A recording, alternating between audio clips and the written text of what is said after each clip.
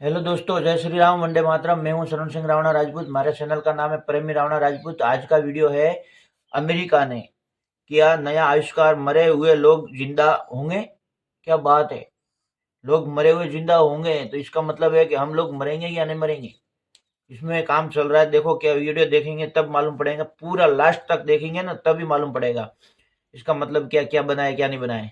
आपका क्या राय है? नमस्कार, जय श्री राम। मेरा नाम है सुजाता देवी रावणा राजपूत। हमारे चैनल को लाइक शेयर जरूर करना, बेल घंटा जरूर दबाना। आज का वीडियो है, अमेरिका ने किया नया आविष्कार, मरे हुए लोग जिंदा हो गए। इसके बारे में आज का वीडियो है। चलते हैं वीडियो की तरफ। पूरा देखें। क्या मरे हुए इंसान फिर से जिंदा हो सकते क्या हैं? बात है, क्या विज्ञान की शक्ति से अमरता प्राप्त की जा सकती है? हो सकता है। सुनने में तो ये सवाल काफी बेतुका हमारे लगता ग्रंथों है, में तो है ही। क्योंकि इंसान समेत 87 लाख जीवित प्रजातियों से लेकर पृथ्वी और सूर्य तक इस ब्रह्मांड में जिसका जन्म हुआ है उसका विनाश निश्चित है। लेकिन विज्ञान ने इतनी तरक्की कर ली है कि वो प्रकृति के इस विशेष नियम को भी चुनौती दे रहा है। क्या आप यकीन कर पाओगे कि अमेरिका के वैज्ञानिकों ने एक ऐसी तकनीक खोज निकाली है जिससे आज मरे हुए इंसान को 50 सालों बाद फिर से जिंदा किया जा सकता है। यही नहीं, जो मृत शरीर सांस निकलने के कुछ घंटों में ही सड़ने लगता है, उसी डेड बॉडी को सालों तक प्रिजर्व करके रखा जा सकता है। और यही हकीकत हाँ। है 21वीं सदी की सबसे ज्यादा सुर्खियों में आने वाली टेक्नोलॉजी क्रायोनिक्स की। वैज्ञानिकों का यह आविष्कार इंसान के लिए अमरता के वरदान से कम नहीं है। लेकिन कैसे किया जाता है मृत शरीर को सालों तक संरक्षित? इसमें कितना खर्च आता है? और क्या वाकई में भविष्य में मृत इंसानों को जिंदा करना मुमकिन होगा? हो सकता है, क्यों नहीं हो सकता। जानेंगे इस हैरान कर देने वाले वीडियो में। लेकिन उसके पहले प्लीज आप वीडियो को लाइक और चैनल को सब्सक्राइब कर दीजिए। मृत्यु जीवन का शाश्वत सत्य है, लेकिन विज्ञान की तरक्की के साथ कुदरत के इस अहम नियम पर सवाल उठने लगे हैं और हम सोचने पर मजबूर हो गए कि क्या वास्तव में इंसान ने इतनी तरक्की कर ली है कि वह कुदरत के नियमों को भी चकमा दे सके? क्या सच में इंसान इतना ताकतवर हो गया है कि वो मौत को हराकर जिंदगी का विजेता बन सकता है? इसे लेकर वैज्ञानिकों का दावा है कि वो 2050 तक ऐसी टेक्नोलॉजी डेवलप कर लेंगे जिससे मरे हुए इंसान फिर से जिंदा हो उठेंगे। इसलिए दुनिया भर के कई रईस परिवार अपने मृत रिश्तेदारों के अंतिम संस्कार नहीं कर रहे, बल्कि 1.5 से 2 करोड़ रुपए देकर उनके शव को संरक्षित करवा रहे हैं, ताकि जब अमरता को हकीकत बनाने वाली टेक्नोलॉजी का विकास हो जाए तो उन मृत लोगों को फिर से जिंदा किया जा सके, जिसे क्रायोजेनिक्स प्रिजर्वेशन या क्रायोनिक्स कहा जाता है। लेकिन क्या यह पद्धति वाकई में काम करती है या सिर्फ चूना लगाने का काम है? आइए जानते हैं। कल्पना कीजिए एक ऐसी दुनिया जहां मौत को मात दी जा सकती है। क्रायोजेनिक प्रिजर्वेशन में मृत शरीर, अंग या कोशिकाओं को इतनी ठंडी अवस्था में फ्रीज कर दिया जाता है कि उनका क्षय रुक जाता है, और इसका मकसद है भविष्य में उन्हें फिर से जीवित करना। यह पूरी प्रक्रिया इस उम्मीद पर टिकी है कि एक दिन विज्ञान इतना उन्नत हो जाएगा कि मृत्यु का कारण बनने वाली बीमारियों का इलाज संभव होगा, और तब इन फ्रीज किए गए शरीरों को ठीक कर जीवन की धड़कनें वापस लाई जा सकेंगी। लेकिन जब एक बार शरीर जल गया या सड़ गया तो उसमें जान डालना नामुमकिन है। इसलिए तरीका यही है कि मृत शरीर को क्रायोजेनिक प्रिजर्वेशन से संरक्षित करके रखो। और क्रायोजेनिक्स के समर्थकों का मानना है कि इंसान वास्तव में मरता नहीं है, बल्कि एक लंबी गहरी बेहोशी है। अगर उसे सही स्थिति में रखा जाए तो भविष्य की तकनीक उसे पुनर्जीवित कर सकती है। दोस्तों, इंसानी शरीर का संरक्षण करने की बात नई नहीं है। जबकि दुनिया में जब से बुद्धिजीवी मानव सभ्यता का जन्म हुआ, अपने इमोशंस के चलते इंसान ने मृत शवों को प्रिजर्व करने की अनेक कोशिशें की। जैसे कि आज से करीब 4000 साल पहले इजिप्शियन सिविलाइजेशन ने अपने राजाओं के शरीर को संरक्षित करने की कोशिश की थी। इजिप्ट के पिरामिड में रखी हुई मम्मी इसका परिणाम है। यहाँ तक कि भारत के हिमाचल प्रदेश में 10,000 फीट की ऊंचाई पर मौजूद गुए गांव में भी 500 साल पुरानी मम्मी मौजूद है, जो बौद्ध भिक्षु सांगा तेंजेई की है। हालांकि उस दौर में लोग मृत शरीर को दोबारा जीवित करने के लिए ऐसा नहीं करते थे, बल्कि इजिप्शियन लोगों का यह मानना था कि शरीर सड़ गया तो उस व्यक्ति की आत्मा को रहने की जगह नहीं मिलेगी। ऐसे में उस वक्त दिल को छोड़कर शरीर के सभी अंगों को निकाल दिया जाता था। फिर शरीर पर नाइट्रो नाम के केमिकल का लेप लगाया जाता, जिससे शरीर का सारा पानी सूख जाता। इसके बाद शरीर को गोंद के लेप से सने हुए कपड़ों से लपेट दिया जाता, ताकि वो शरीर सालों तक प्रिजर्व रहे और आत्मा उसमें रह सके। लेकिन क्रायोनिक्स प्रोसेस इससे बहुत डिफरेंट है, क्योंकि इसका मकसद इंसान के शरीर को फिर से जान फूंक कर जिंदा करना है, जिसके लिए एक कठिन प्रोसेस फॉलो करके मृत शरीर को वैज्ञानिक उपकरणों में संरक्षित किया जाता है, जिसके लिए मृत इंसान के शरीर को तुरंत क्रायोजेनिक्स चैम्बर में ले जाया जाता है, जहां उसे -196 डिग्री सेल्सियस टेम्परेचर पर रखा जाता है। हालांकि विज्ञान के मुताबिक यह तापमान इतना कम है कि इंसान के शरीर की कोशिकाएं फट सकती हैं, लेकिन शरीर ना सड़े इसलिए इतना तापमान जरूरी है। इसलिए वैज्ञानिकों ने एक अलग प्रोसेस खोज निकाली, जिसमें सबसे पहले मृत शरीर को नहलाया जाता है, फिर उसे वेंटिलेशन मास्क पहनाया जाता है, जो सीधा मुंह से ऑक्सीजन पहुंचाने का काम करता है। ऑक्सीजन मिलने से शरीर के अंगों को और खासकर दिमाग को ऑक्सीजन मिलता रहता है। इसके साथ ही केमिकल्स और मशीनों के जरिए शरीर में खून के प्रवाह को मेंटेन रखा जाता है। अब शरीर को कम तापमान के लिए तैयार किया जाता है। धीरे धीरे इसके लिए शरीर के कुछ तरल पदार्थों जैसे कि खून और कुछ ऐसे केमिकल्स से बदल दिया जाता है जो बॉडी के फ्रिज होने के बाद भी सेल्स ना फटे, और इस तरह से फिर शरीर को एक चैम्बर में रखा जाता है। इस चैम्बर में होती है लिक्विड नाइट्रोजन, जिसकी मदद से शरीर का तापमान -196 डिग्री सेल्सियस तक ले जाया जाता है। इस तरह क्रायोजेनिक प्रिजर्वेशन की प्रक्रिया पूरी होती है।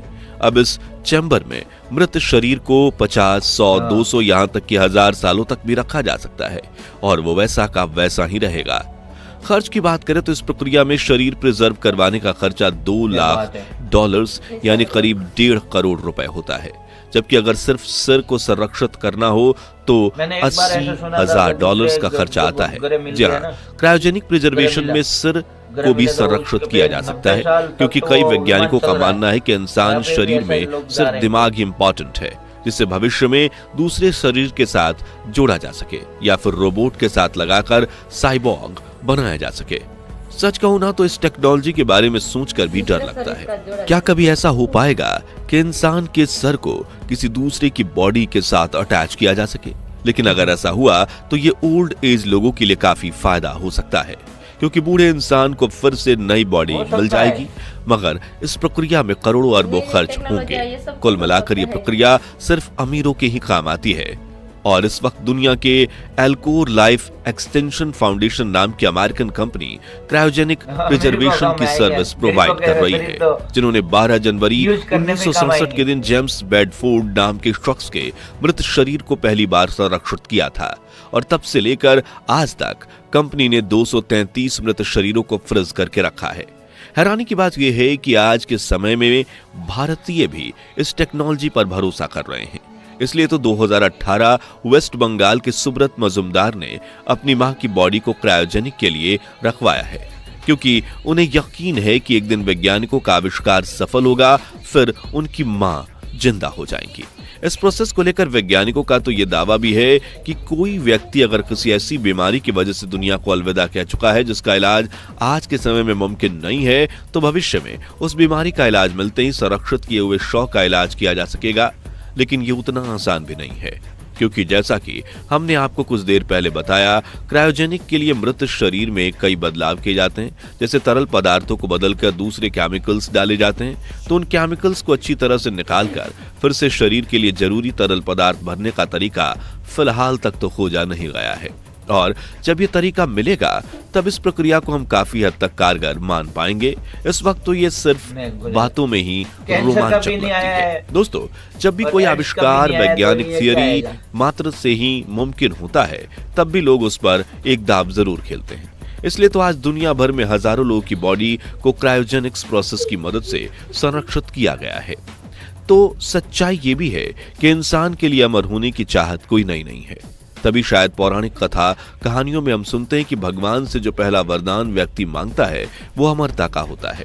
इस लंबे जीवन के चाहत में आज कुछ लोग दवाइयों की मदद से बायोलॉजिकल एज को कम करके जवान होने की कोशिश में लाखों रुपए खर्च कर रहे हैं।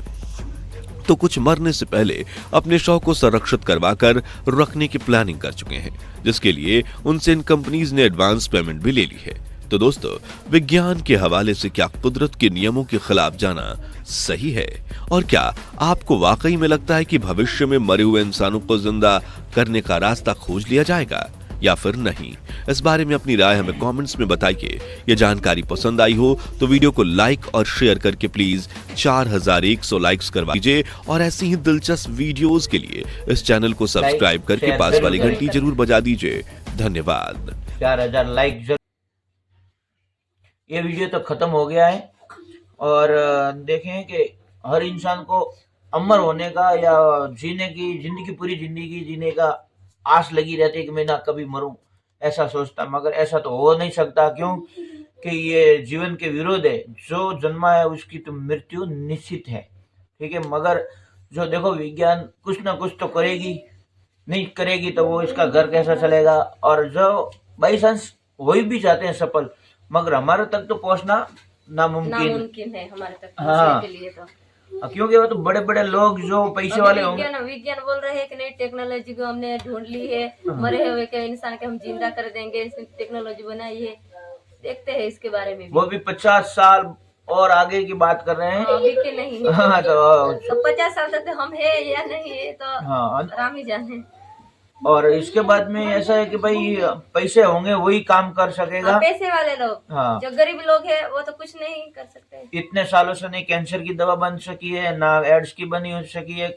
ऐसे ऐसे कोई भी बीमारी, बड़ी बड़ी बीमारियों के तो कोई दवाई इलाज नहीं होता है, इलाज नहीं है ना, ठीक है ना। कोई ऐसा डॉक्टर नहीं कह सकता कि हाँ ये मैं कर दूंगा ठीक, ऐसा कोई डॉक्टर नहीं कह सकता, ठीक है ना। वो कहता है भगवान पे भरोसा रखो। भगवान को सबको मालूम है एक दिन मरना तो है ही, जन्म हुआ है इसको तो एक दिन तो मरना जाना ही ही होगा। तो देखो अपने ग्रंथों में लिखा हुआ है जब तक बॉडी है तो वापस वो प्रवेश हो सकता है, मगर अपने भारत के ग्रंथों को कोई मानता नहीं है। इसका कोई तोड़ है, ठीक है ना, मगर इस ग्रंथ को पढ़ाई के हिसाब से दिमाग होना चाहिए। तो अपने ग्रंथों में लिखा है, महाभारत रामायण में भी और ग्रंथों में है बहुत सारे कुछ, मगर वो इंसान कोई समझना नहीं पाते हैं। और विदेशी जो होती है मानसिकता वो अपने अंदर डालना चाहते हैं, ठीक है। देखते हैं क्या होता है, मगर विश्व को राय देने के लिए तो भारत तो है ही, ठीक है ना। अपने ग्रंथों में तो हजारों साल का, करोड़ों साल अंत तक का लिखा हुआ है। तो आपका जय श्री राम, वंदे मातरम। हमारा वीडियो अच्छा लगा हो तो लाइक शेयर जरूर करना, कमेंट में जय श्री राम जरूर लिखें। अगले वीडियो में मिलते हैं, तब तक के लिए नमस्कार। जय हिंद, वंदे मातरम।